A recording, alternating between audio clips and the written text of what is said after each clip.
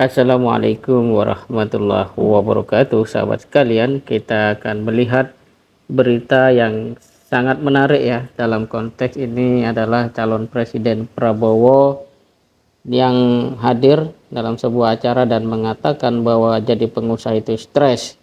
Kata Prabowo, gayanya keren, saat mau tidur mikir dikejar bank. Sahabat sekalian, ini seperti dilansir kompas.com bahwa bakal calon presiden Koalisi Indonesia Maju Prabowo Subianto mengakui lebih berat menjadi pengusaha ketimbang menjadi seorang jenderal TNI. Wah, luar biasa ya. Mengapa demikian? Kita lihat. Menurutnya menjadi seorang tentara yang dipertaruhkan hanya satu, yakni nyawa. Sementara itu, ia mengatakan banyak hal yang dipertaruhkan jika mengalami kegagalan saat menjadi pengusaha.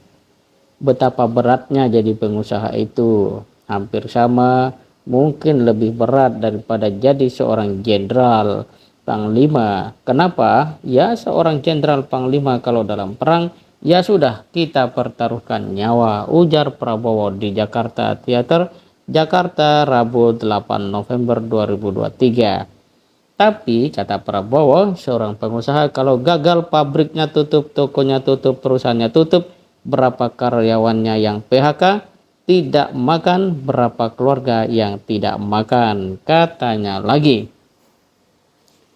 Oleh karena itu, di hadapan relawan barisan pengusaha pejuang, Prabowo menyatakan dirinya juga stres ketika menjadi pengusaha. Begitu jadi pengusaha, saya juga stres. Stres, mikir gimana bayar bunga bank. Gila ya kan? Kata Prabowo. Sahabat sekalian, ungkapan Prabowo ini memberikan sebuah, katakanlah, informasi kepada kita bahwa secara psikologis ya, menjadi pengusaha itu harus kuat mental. Kalau tidak kuat mental ya kena stres. Ya, saat mau tidur mikir dikejar bank. Kemudian harus berani bertanggung jawab, karena kalau sampai pada keputusan tutup, maka banyak orang yang dikorbankan. Dan dalam konteks ini, apa yang disampaikan Prabowo adalah sebuah pelajaran penting. Kalau kita ingin jadi pengusaha, ya harus siap. Nah, kalau bisa sih, ya jangan terkena bunga bank, begitu ya. Nah, dari sudut pandang politik, ya komentar Prabowo ini bisa kita lihat sebagai upaya untuk menyampaikan empati terhadap tantangan yang dihadapi oleh komunitas pengusaha. Ini mungkin juga mencerminkan upaya untuk meningkatkan kredibilitas atau relatibilitas dengan kalangan tertentu, ya. Relatibilitas dalam konteks politik adalah bagaimana sebagai tokoh politik Prabowo telah mengungkapkan pemahaman tentang kesulitan dalam bisnis dapat meningkatkan relatibilitas dan dukungan dari pemilih yang terlibat dalam dunia usaha. Sahabat sekalian, tentu saja ungkapan Prabowo ini mungkin memberi peringatan bahwa jangan sok-sok kalau jadi pengusaha ya. Kemudian Prabowo mengatakan ini ya, bisa kita lihat, pengusaha-pengusaha Indonesia itu tahu nggak? Gayanya saja keren. Wah, malam-malam dia tidur mikir, aduh gue dikejar-kejar bank ini besok, ujarnya disambut tawa hadirin. Tentu saja ini juga sebuah joke mungkin ya dari Prabowo agar suasana menjadi cair. Yang pasti Prabowo tidak berhenti sampai di situ. Dia juga mengatakan bahwa dalam hal kredit juga tidak mudah. Kita minta kredit susahnya bukan main. Aduh, gue ini jenderal ini, legend. Jelek-jelek gini mantan Pangkostrat, mantan Danjen Kopassus, bintangnya seabrek. Begitu pensiun minta kredit ke bank, enggak laku bintang-bintangnya.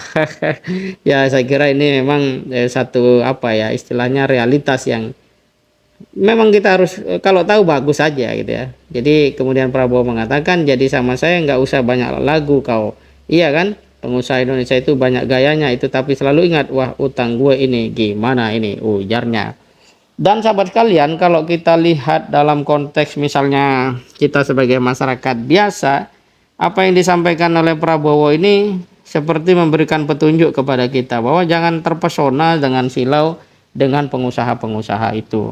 Dan mungkin juga Ya, apa yang disampaikan Prabowo itu memang benar. Coba kita lihat ya, mengapa ada 5 pengusaha kakap Indonesia itu terjun ke politik. Ya, mulai dari Erick Thohir, kemudian Sandiaga Uno, Abu Rizal Bakri, kemudian Haritano, dan juga Surya Paloh. Nah, apakah mereka hadir ke politik juga dalam rangka misalnya ya tadi karena merasa berat dunia usaha, atau mereka punya idealisme, kita tidak tahu. Yang pasti apa yang disampaikan Pak Prabowo ini dalam konteks pengusaha itu memang tidak mudah. Sekiranya mudah, maka mungkin banyak orang Indonesia itu sudah berwirausaha, tidak berapa istilahnya berebut untuk menjadi PNS atau menjadi pegawai dan seterusnya. Tapi karena memang menjadi pengusaha itu tidak mudah, apalagi dengan sistem yang tidak mendukung, tentu saja ini memberikan satu tantangan yang luar biasa. Namun saya kira tidak perlu juga mereka yang sudah coba masuk ke dunia usaha mundur hanya karena realitas atau tantangan yang berat begitu ya. Karena bagaimanapun potensi tidak berhasil dengan potensi berhasil itu sama-sama terbuka.